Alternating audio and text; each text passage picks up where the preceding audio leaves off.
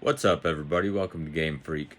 And in today's episode, I'm going to show you a little trick if you have a NES Advantage controller and you're having problems with the buttons sticking underneath the casing, which I'm having problems on mine. Not too bad, but I don't want it to get worse. On my arcade machine that I built. And let me show you real quick. On the arcade machine that I built, I actually mounted the NES Advantage into it as a controller. I've never seen anyone do it. I mean, I'm sure people have done it. I couldn't be the only one or the first one to ever do this. But yeah, so this all works fine. However, sometimes that A button gets stuck right underneath the casing there. So I'm going to show you a little trick on how to stop that from happening. It doesn't happen too much on the B button, but a lot of times on the A. So I'm going to show you a little trick really quick here. So the first thing that you want to do is you want to take out these 6 screws.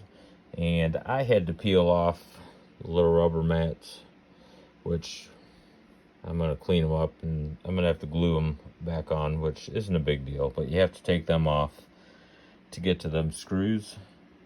So that's step 1. And before you go breaking anything, make sure that you take these knobs off right here too. You want to take the knob off of the top of your joystick and these turbo knobs, which I had to use a pair of needle nose pliers to pull them off. They're not on there real tight, but it was easier to grip them with some needle nose. So after you get the back piece off, this is what it looks like. There are 6 screws that you want to take out. You're going to take out that. Right there, there, and there. So you want to take out those screws. You won't be able to pull this off unless you take them knobs off that I showed you previously. Also, what you'll have to do in these turbo knobs, you'll need a 10mm socket, because there's 2 nuts in here that you have to get out in order to pull this thing through. Okay, so the next step after you have this off, you want to take your buttons, and you'll notice that they're on a little rubber piece. Basically, what they need is like a washer or something, like some type of lift to lift it up a little bit more. So what we're going to do for that is we're going to take some 3M tape. It's about a millimeter or 2 thick, and we're going to use that as a riser. Alright, so I got a piece of the tape on here, and what you want to do is make sure this fits over.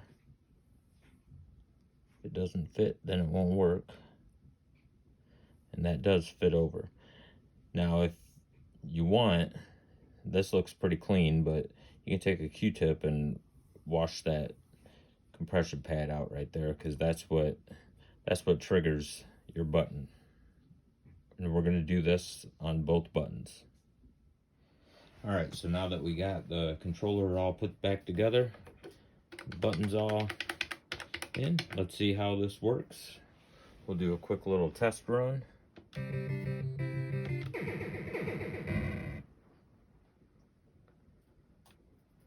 See if these buttons stick anymore.